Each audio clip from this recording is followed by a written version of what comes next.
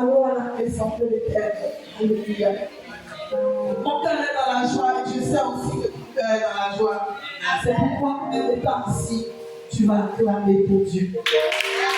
Ton acclamation, à ton cœur, à la hauteur de ton acclamation. Alléluia. C'est lui qui a fait le premier. Moi, je ne le connaissais pas. Je t'aime déjà. Alléluia. Gloire à ton Seigneur. Alléluia. Je vous souhaite la bienvenue à tous les bien-aimés. Ce soir, la semaine spirituelle du département des femmes. C'est la première semaine. Cette année, nous avons 2 semaines. Nous avons, oui, c'est ça, 2 semaines. Donc, nous sommes à la première semaine du département des femmes, la première semaine spirituelle. Et toutes les mamans se joignent ce soir pour souhaiter la bienvenue à tous ceux, à toute l'église, parce qu'il y a des hommes, des jeunes, des enfants, à toute l'église. Dieu vous bénisse de votre présence dans ce soir. Alléluia. Je suis celle qui ouvre le bal. Donc, prenez-moi comme votre Jean-Baptiste ce soir. Alléluia. Parce qu'après moi, ça sera du lourd. Ça sera du balèze, faut répéter avec moi. Ça sera du lourd. Ça sera du balèze. Parce qu'il y aura des oratrices. Oh Père, elles vont faire du bien. Je suis convaincue. Alléluia. Alors pour la semaine spirituelle des femmes, nous avons été inspirés par ce thème. Excusez ma voix. Depuis plusieurs semaines, moi, j'essaye de... Je ne sais pas. Je n'aime pas prendre de médicaments. On m'a donné un lot de médicaments, mais je ne veux pas. C'est que c'est le Seigneur qui m'a donné la voix, qui va rétablir ma voix. Alléluia. Donc je ne prends pas de médicaments. Je parle comme ça. Et je suis sûre que vous allez m'entendre et comprendre ce soir. Alléluia. Alors, le thème qui a été choisi pour cette semaine spirituelle, par la grâce du Seigneur, nous savons que nous sommes en pleine saison pascale. Alléluia. Nous sommes bientôt à la Pâque. Donc, il était ici porteur pour nous de toucher aussi dans l'aspect de cette Pâque-là. C'est pourquoi le thème qui nous a été inspiré, nous le tirons de Apocalypse 12, verset 11, que tout le monde est, que nous connaissons tous. Ils l'ont vaincu à cause du sang de l'agneau et par la parole de leur témoignage, et ils n'ont pas mis leur vie jusqu'à la mort. Alléluia. Alors cette semaine, nous allons vraiment beaucoup parler de la puissance du sang de Jésus-Christ. Parce que nous avons, c'est toujours un mot que nous prononçons, c'est toujours quelque chose que dans nos prières nous touchons. Et parfois, ce n'est pas toujours sûr que nous allons en profondeur. Alors la période, la saison est appropriée que nous puissions toucher, parler un peu à notre manière selon que le Saint-Esprit va nous inspirer, parler de la puissance du sang de Jésus-Christ. Alléluia.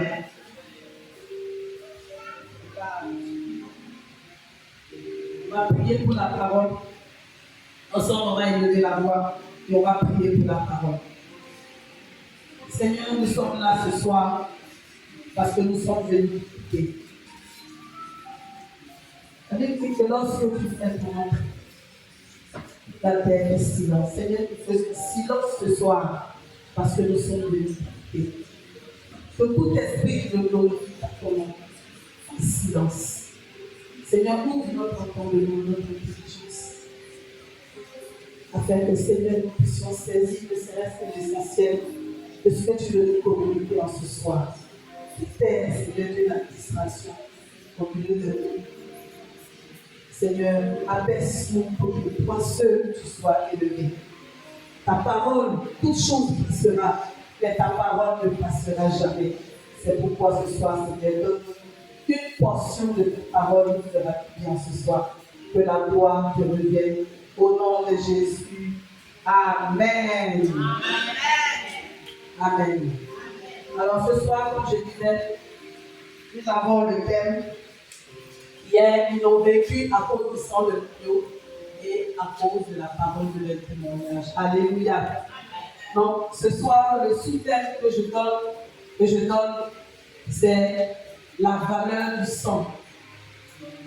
Quelle valeur Dieu donne au sang? Parce que quand nous regardons le sang, nous pouvons peut-être voir quelque chose de très banal. Ça. Lorsque nous pompons quelque part, on arrive à faire arrêter le sang, puis bon, c'est tout, généralement. On banalise un peu. Mais Dieu donne une très grande valeur au sang. Alléluia. Donc, sous-thème ce soir, c'est la valeur du sang. Donc, on va un peu parler du sang, mais c'est que physiquement, on sait tous que c'est ce liquide qui circule dans notre corps, dans tous nos organes. Parce que quand on te coupe ici, tout de suite, le sang apparaît. Partout où on te coupe, que ce soit la tête, aux pieds, partout sur le corps, une fois que tu te coupes, automatiquement, tu vois un liquide rouge apparaître au sang. Et les scientifiques nous disent qu'il circule dans tous nos organes, il apporte de l'oxygène. Et quand il circule, il apporte de l'oxygène, tu retournes, il reprend les déchets qui sont dans notre organe et il circule, ainsi de suite, comme cela. Il apporte l'oxygène, il reprend les déchets, il apporte l'oxygène, de sorte à ce que tous nos organes puissent vivre. Parce que si je peux bouger ma main, si ma main est là, c'est parce qu'il y a du sang qui circule. Je peux cligner les yeux, il y a du sang qui circule. Je peux bouger les pieds, c'est parce que le sang circule. Alléluia. Et on nous dit que ce sang-là, selon notre âge, selon notre corpulence, nous avons 5 litres jusqu'à 7 litres de sang dans notre corps. Mais nous savons aussi que quand on dit que quelqu'un a perdu la vie, généralement, quand il a perdu beaucoup de sang, il est difficile à une telle personne d'avoir la vie. Et c'est aussi que le sang, c'est quelque chose que l'homme qui a essayé d'imiter, parce qu'il a l'image de Dieu, il a essayé de tout imiter, il a essayé de tout reproduire, mais l'homme n'a jamais pu reproduire du sang. Donc si je n'ai pas de sang aujourd'hui, on ne peut que prendre le sang d'une autre personne pour venir m'injecter pour que j'aie à nouveau la vie. Alléluia. Ça c'est physiquement, ce sont des choses que nous expérimentons tous les jours. On a la transfusion sanguine, quelqu'un manque de sang, quelqu'un a anémie. On va faire en sorte que soit son sang, son propre sang se régénère. En Occident, par exemple, quand tu dois subir une opération, pour ne même pas qu'on prenne le sang de quelqu'un d'autre, on te recueille ton propre sang et puis on garde. Donc si tu vas subir cette opération et qu'il advienne que tu as besoin de sang, on te réinjecte ton propre sang. C'est dire combien le sang, il est vraiment vital pour l'homme. Alléluia. Alors le sang aussi, parfois dans le langage, on dit bon, il a un sang guérin comme moi, un sang bourreau comme moi, ou bien il a un sang baoulé, ou bien aussi il a un sang royal. C'est-à-dire ça retrace aussi son origine, ça retrace peut-être son hérédité, comme il y a peut-être hérédité des bourreaux quelque part. Donc, on va dire que j'ai du sang bourreau. Alléluia. Donc, vraiment, voici l'importance, tout ça, ce petit résumé nous dit que le sang, il est vraiment important. Si la parole dit qu'ils ont vécu, ils l'ont vécu à cause du sang de l'agneau, c'est parce que le sang, il est vital, il est vraiment important. Ça, c'est sur le plan physique. Comme je disais, personne ne peut fabriquer du sang. Et notre Dieu, qui nous a créés, accorde une valeur tellement importante au sang. Et nous allons parcourir un peu la Bible et nous allons voir quelle valeur Dieu accorde au sang. Parce que quand on parle du sang dans la Bible, généralement, on fait tout de suite référence au sang de Jésus-Christ. Effectivement, parce que c'est le sang le plus précieux, c'est l'ultime, on va en arriver là tout à l'heure.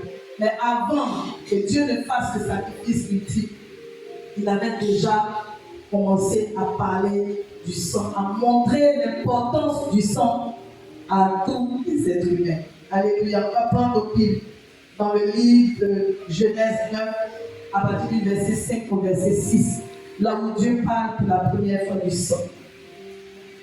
Genèse 5. Genèse 5.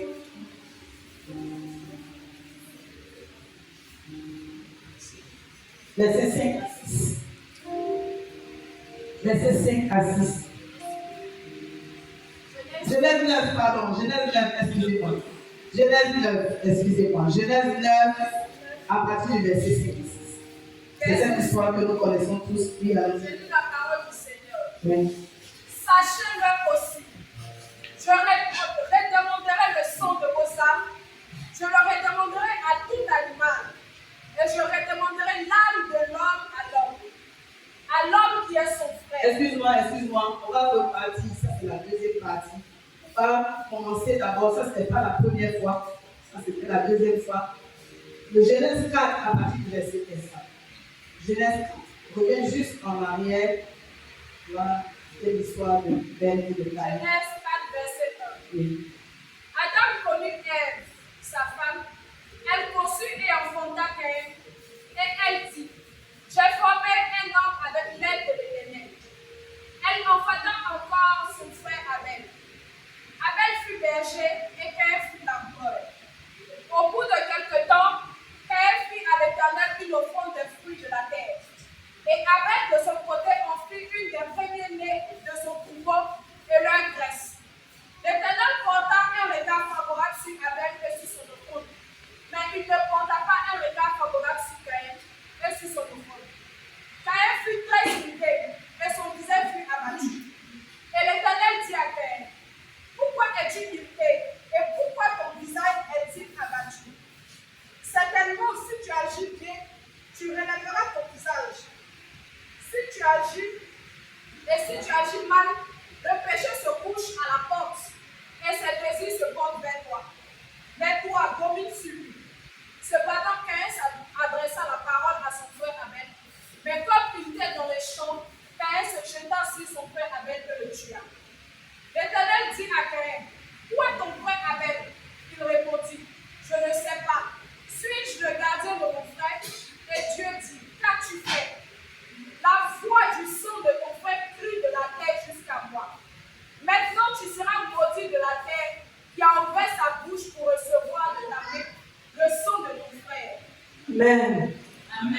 Alléluia. Si cette histoire que nous connaissons tous, l'histoire de Caïn et d'Abel, celui qui n'a pas eu une offrande favorable devant le Seigneur et qui, à cause de l'offrande qui a été agréable devant de son frère, qui a été agréable à Dieu, a porté la main sur son frère, a tué son frère et pour la première fois versé le sang de son frère. Alors la parole de Dieu nous dit, et Dieu dit, qu'as-tu fait? La voix du sang de mon frère crie de la terre jusqu'à moi. Je me suis posé la question, le gars il est déjà mort. Déjà mort. Comment son sang peut encore crier jusqu'à Dieu? Il dit que le sang, Dieu considère que le sang parle. Alléluia. Le sang de Abel parle. Alléluia. Et je me suis dit encore, mais comment le sang d'Abel aussi parle? Je me suis posé cette question-là. C'est là qu'en faisant des recherches et en lisant, je me rends compte, c'est-à-dire que Dieu considère le sang, quelle est cette valeur que Dieu donne au sang, pour que le sang crie jusqu'à lui, pour que ce sang-là parle. Alléluia. Ce n'est pas ce que nous voyons comme un liquide, comme on disait tout à l'heure, qui va ici, que Dieu voit le sang beaucoup plus que ça. Alléluia. Dieu voit que le sang parle, et quelqu'un qui est déjà mort, et puis son sang encore parle, crie jusqu'à Dieu. C'est que le sang représente autre chose que Dieu, que le liquide que nous voyons tous les jours. Alléluia. Donc le sang pour Dieu, c'est notre âme. Le sang et l'âme pour Dieu, c'est une belle chose. Alléluia. Parce que l'âme de Abel, certainement il était mort physiquement, mais son âme était encore vivante et pouvait encore, puisqu'il était tellement agréable au Seigneur que son âme ne pouvait pas disparaître comme cela. Et que son âme était encore vivante. Et c'est cette âme-là qui parlait au Seigneur. Alléluia. C'est combien Dieu accorde une grande importance au sang que nous avons. Et le sang qui circule dans la terre. Alléluia. Nous allons encore lire dans le livre de Genèse 9, je disais tout à l'heure, à partir du verset 5. Là où Dieu nous parle encore de sang. Genèse 9, verset 5. Sachez-le aussi, je redemanderai le sang de vos âmes, et je redemanderai à tout animal, et je redemanderai l'âme de l'homme à l'homme qui est son frère. Alléluia. Voici ce que Dieu nous révèle encore concernant le sang. Alléluia. Il dit, verset 9 à 6, comme on a vu, il dit, sachez-le, je redemanderai le sang de vos âmes. Alléluia. C'est-à-dire Dieu, nous connaissons encore l'histoire de Noé et de ses fils après l'arche. Noé qui a bâti cette arche, qui a séjourné sur l'eau pendant que la terre est détruite. Et après, ça c'est quand il est revenu maintenant à la terre ferme que Dieu lui donne toutes les instructions. Dieu insiste encore sur le sang. Et il lui dit, je redemanderai le sang de vos âmes et je le redemanderai à tout animal. C'est-à-dire que non seulement Dieu accorde, il dit le sang est important pour Dieu, le sang de l'homme est important pour Dieu, jusqu'à le sang de l'animal aussi est important. C'est-à-dire quelle valeur Dieu accorde au sang. Alléluia.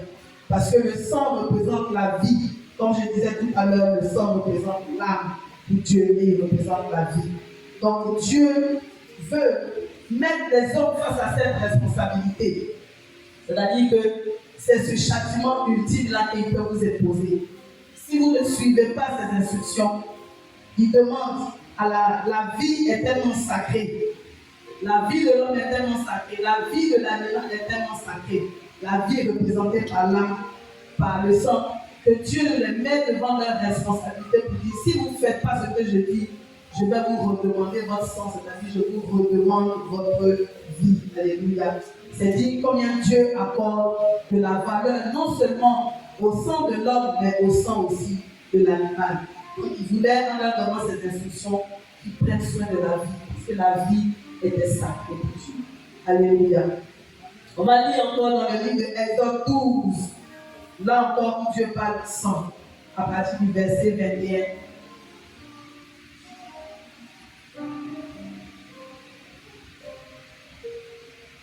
Exode 12, verset 21. Moïse appela tous les anciens d'Israël et leur dit: allez prendre du bétail pour vos familles et immolez la Pâque. Vous prendrez ensuite un bouquet d'hysope, vous le tomberez dans le sang qui sera dans le bassin, et vous toucherez les linteaux et les poteaux de la porte avec le sang qui sera dans le bassin. Nul de vous ne sortira de sa maison jusqu'au matin. Quand l'Éternel passera pour frapper l'Égypte et verra le sang sur le linteau et sur les deux poteaux, l'Éternel passera par-dessus la porte. Et il ne permettra pas aux destructeurs d'entrer dans vos maisons pour frapper. Amen. Amen. Là encore, Dieu nous parle de sang. Connaissons l'histoire d'Israël. Là où Dieu, pour sortir d'Israël, Dieu a fait cette recommandation au peuple d'Israël pour leur dire: prenez le sang de l'animal et mettez sur les linteaux de vos portes, pour que ce sang-là fasse quoi? Pour que ce sang-là vous distingue. Alléluia. Donc le sang ici, quelle valeur Dieu donne encore à ce sang? C'est une valeur de distinction. Dieu utilise le sang pour mettre la distinction entre son peuple et les Égyptiens. Parce qu'il accordait du crédit à la vie de ses enfants. La vie de ses enfants était tellement importante pour lui que là encore, il utilise le sang pour pouvoir mettre cette distinction-là. Il utilise le sang lorsque l'ange de la mort va passer. Parce que n'oublions pas que le sang, comme je disais tout à l'heure, c'est l'âme, c'est la vie. Lorsque l'ange de la mort va frapper et qu'on utilise le sang, on va utiliser ce sang qui est la vie pour que les enfants d'Israël puissent retrouver eux la vie. Parce que la mort va passer. Pour que la mort ne les touche pas, il faudrait qu'ils aient la vie. Et la vie est représentée encore à travers le sang avec Dieu. Nous allons lire encore dans le livre de Lévitique 17 au verset 11. Là encore, Dieu nous parle de sang. Quelle valeur encore Dieu apporte au sang dans le livre de Lévitique? Lévitique 17, verset 11. Car l'âme de la chair est dans le sang. Amen. Je vous ai donné sur l'autel afin qu'il servisse d'expiation pour vos âmes. Amen. Car c'est par l'âme que le sang fait l'expiation. Alléluia. J'ai regardé l'expiation, ça veut dire quoi? Ça veut dire réparation. Ça veut dire c'est comme un remède, c'est comme un médicament. Donc là, Dieu n'utilise pas le sang pour distinguer ses enfants, mais cette fois-ci, il utilise le sang comme un remède, comme un médicament, comme un échange, comme une offrande, comme un sacrifice. Alléluia. Il va utiliser le sang des animaux, il va leur recommander d'utiliser le sang des animaux. Et là, j'explique un peu, parce que lorsque nous sommes pécheurs, lorsque nous péchons, et c'est dans ce cas-là que Dieu leur recommande le sang.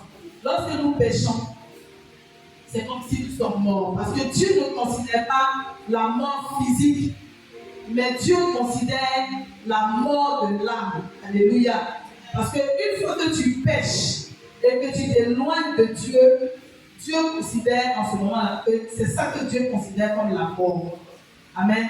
Parce que nous allons voir l'absence de vie physiquement. Mais Dieu, quand si on retourne tout à l'heure au cas de Abel qui était mort physiquement par son frère, mais qui continuait toujours à parler à Dieu parce que son âme était encore vivante, était encore auprès de Dieu. Alléluia. Parce que l'âme de Abel était vivante auprès de Dieu. Donc, quand nous péchons, c'est notre âme qui s'éloigne de Dieu. Donc, ça provoque la mort. Amen. Et c'est pour pouvoir réparer cette mort qui est née du péché que Dieu nous demande d'utiliser le sang comme expiation pour pouvoir faire ce sacrifice. On va prendre l'animal. Je vous ai dit tout à l'heure que Dieu accordait du prix au sang même de l'animal. Il va prendre le sang de cet animal-là et qui représente toujours la vie. pour pouvoir faire le sacrifice, verser le sang de cet animal-là, pour que nous qui sommes morts à cause du péché, qui nous sommes éloignés de Dieu à cause du péché, qui notre âme qui s'est éloignée de Dieu, il va prendre ce sang de cet animal-là et il va sacrifier cet animal-là pour pouvoir nous redonner la vie en quelque sorte. Alléluia. Donc, le sang redonne la vie.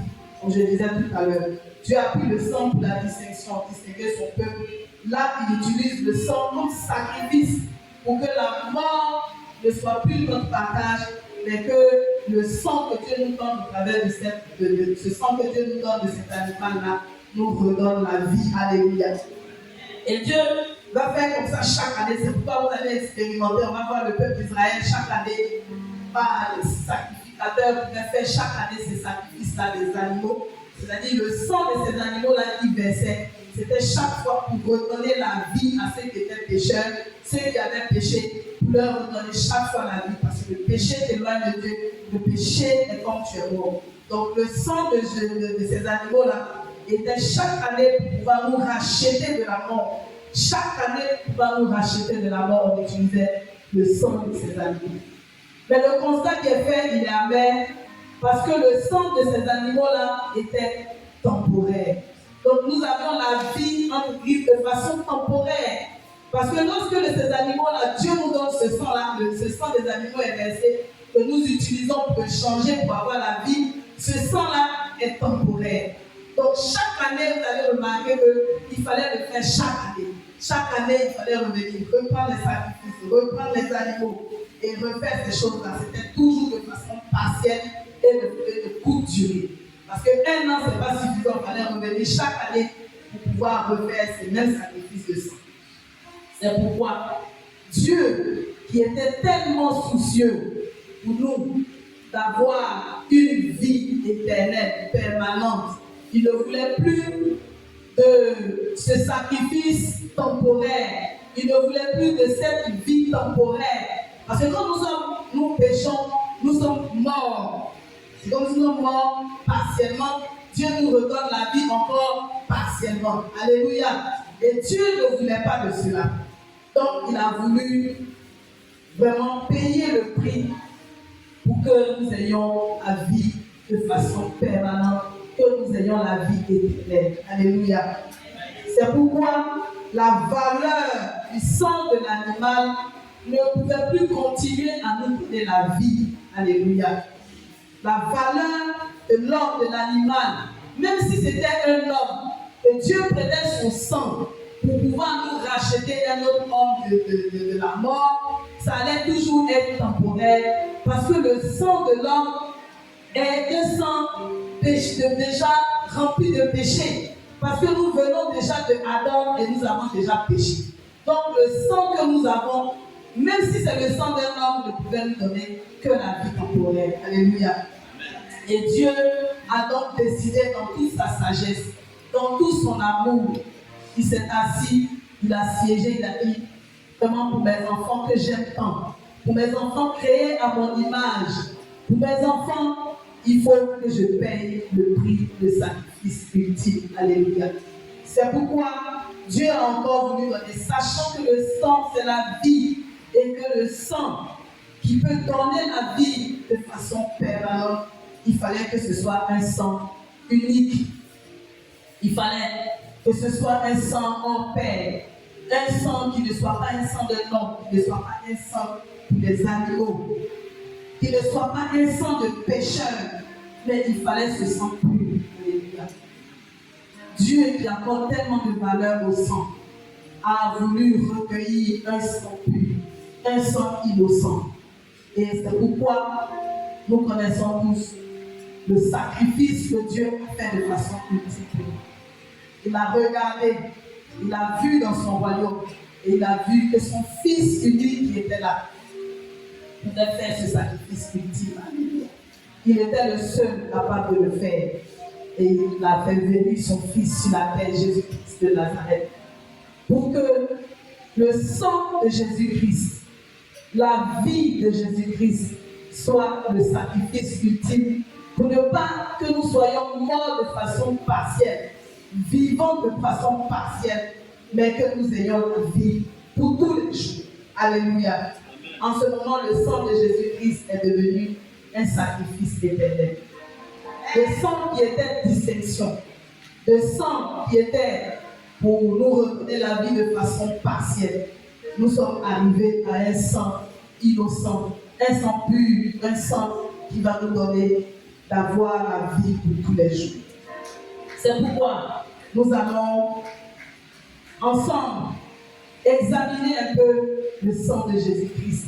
Nous avons examiné tout à l'heure le sang des hommes.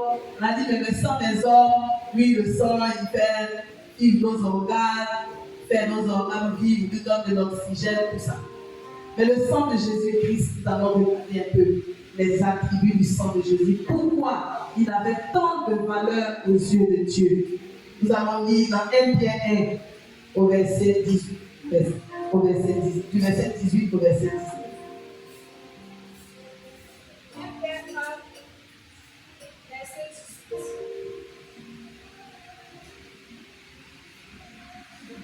Sachant que ce n'est pas par des choses périssables, par de l'argent ou de l'or que vous avez été rachetés, de la belle manière de vivre que vous avez hérité de vos pères, mais par le sang précieux de Christ, comme d'un agneau sans défaut et sans tache. Alléluia.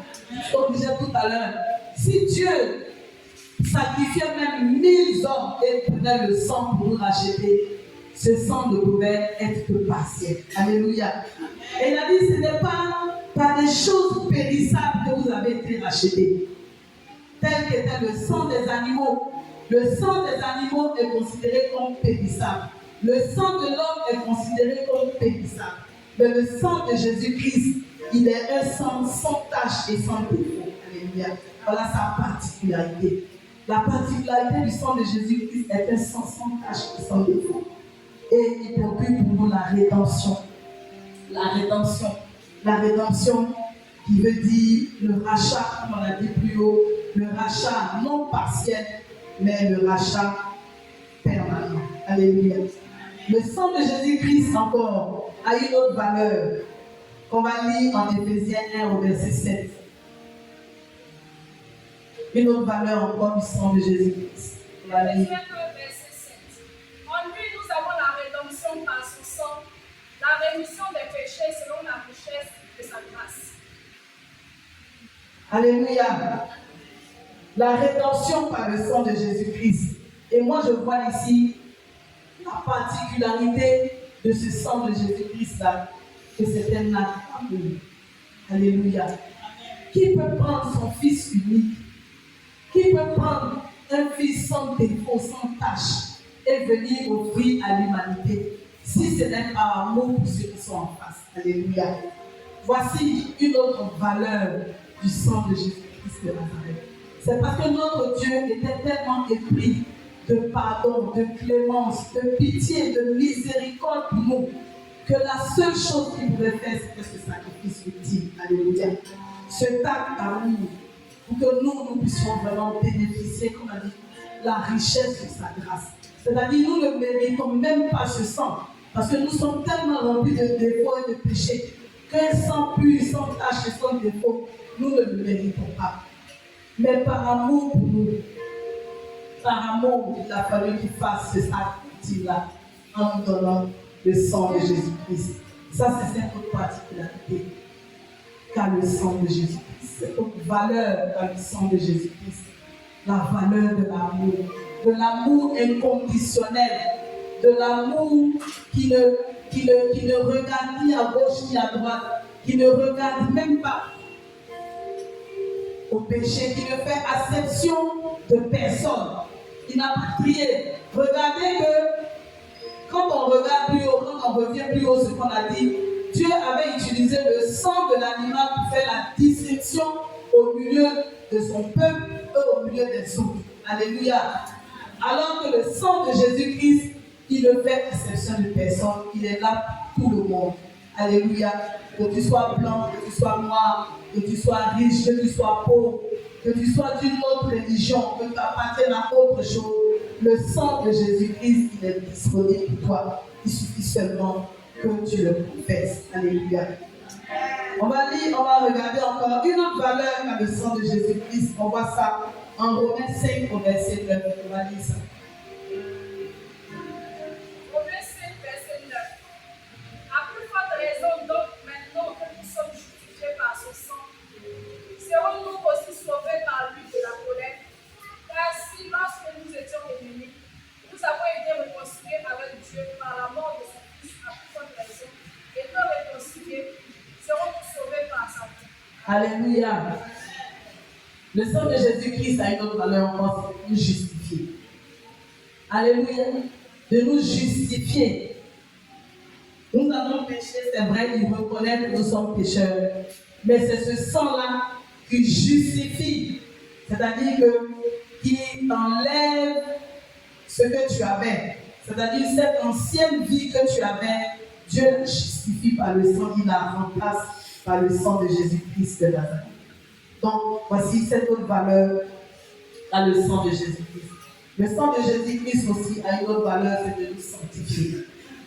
Amen. De nous sanctifier. Nous qui sommes remplis de péché, trempés dans la boue du péché, souillés par le péché, détruits par le péché. Le péché nous rend sales. Le péché nous donne de vilaines odeurs. Le péché ne nous rend pas agréables. Mais le sang de Jésus-Christ, lorsqu'il nous couvre, il nous sanctifie. C'est-à-dire qu'il enlève tout ce qui est péché sur nous, tout ce qui a contribué à nous souiller, tout ce qui a contribué à nous rendre sales aux yeux de Dieu. Le sang de Jésus-Christ ôte cela. Alléluia. On lit ça dans le livre de Hébreux 13 au verset 12. Si on peut faire la lecture. Enfin, le sang de Jésus-Christ nous accorde la paix.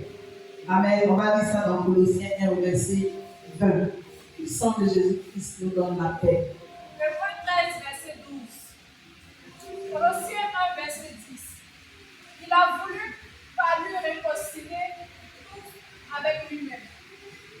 Tant ce qui est sur la terre que ce qui est dans les cieux, en faisant la paix par lui, par le sang de la foi. Alléluia. Amen.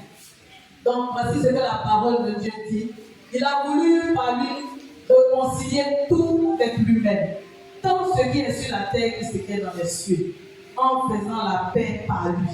Alléluia. Donc, le sang de Jésus-Christ nous apporte la paix. Parce que lorsque nous sommes des pécheurs, c'est comme si nous avons créé des troubles autour de nous. Et que nous avons provoqué la colère du monde spirituel, alléluia, de Dieu et de son royaume, de tous ceux qui y siègent. Nous avons déjà provoqué cette colère, nous avons déjà provoqué cette difficulté-là autour de nous.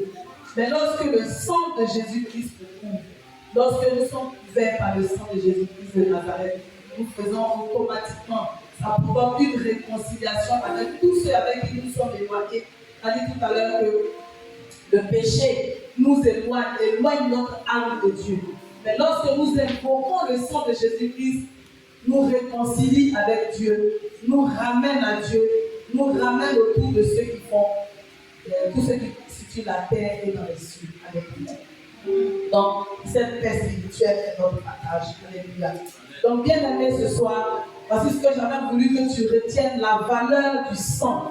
La valeur du sang. Non seulement avant Jésus-Christ, Dieu accordait la valeur au sang de l'homme, au sang de l'animal, mais lorsqu'il a vu que cela était temporaire et que cela ne pouvait plus continuer à nous donner la vie, Dieu a envoyé son Fils unique pour faire ce sacrifice, pour que nous ayons un sang, une vie en permanence qui rapproche toujours notre âme de Dieu, qui nous maintient toujours en vie lorsque nous invoquons ce sang. Alléluia. Je veux encore t'inviter le jeudi, le dimanche. Ça, c'était une introduction, une entrée en matière. Comment tu vas utiliser le sang de Jésus-Christ pour pouvoir, dans tous les jours de ta vie spirituelle, comment tu vas utiliser le sang de Jésus-Christ dans tout ce que tu fais? Comment le sang de Jésus-Christ sera toujours avec toi? Comment le sang de Jésus-Christ sera cette arme de destruction massive que Dieu a créé entre tes mains. Comment tu vas utiliser cela? Je voudrais t'inviter, bien aidé, à venir le jeudi, à venir le vendredi, à parler aussi aux autres équipes pour qu'ils puissent venir encore écouter la parole de Dieu. Parce que le jeudi, nous allons continuer encore à entrer en profondeur comment le sang de Jésus-Christ est toujours cette arme entre nos mains. Alléluia. Donc voilà, je ne serai pas long ce soir. C'est ce que j'avais à partager avec toi. Que Dieu te bénisse.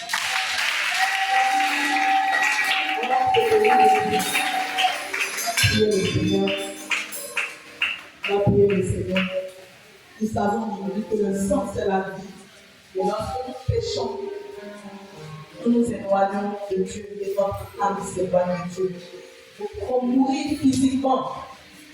Mais lorsque notre sang, notre âme est agréée par Dieu, nous sommes toujours encore en vie. Tu vas prier ce soir et tu vas demander pardon à Dieu. Tu vas dire, Seigneur, je ne savais pas que lorsque je péchais, chaque fois que je pêche, c'était ce moment mort pour moi.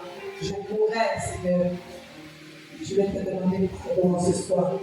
Pardonne-moi, Seigneur, chaque fois que j'ai péché, chaque fois que je me suis éloigné de toi, chaque fois que j'ai éloigné mon âme de toi. Je sais, Seigneur, que tu as mené ce combat. Tu as mené ce combat pour la bataille de mon âme. Pour que mon âme revienne à toi. Il a voulu que tu fasses ce sacrifice ultime. Tu vas dire merci à Dieu pour le sacrifice ultime qu'il a fait. Pour ce sang neuf, ce sang pur, ce sang innocent qu'il t'a donné. Que tu peux toujours brandir chaque fois que tu en as besoin, de façon permanente. Le sang n'est plus quelque chose de temporaire, n'est plus ce que tu vas faire chaque année. Je n'ai plus besoin, Seigneur, d'aller sacrifier un animal pour me protéger. Je n'ai plus besoin de changer ma vie comme la vie de cet animal, parce que j'ai déjà le sang le plus précieux, qui a de la valeur, qui me justifie, qui me sanctifie. Le sang qui me redonne la vie, le sang qui apporte la rédemption, le sang qui m'a racheté.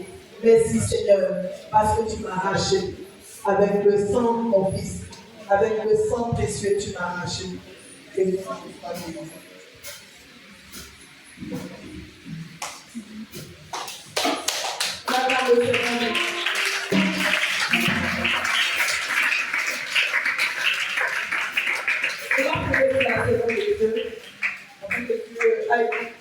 On doit toujours appeler à l'Église du ministère, non le Seigneur.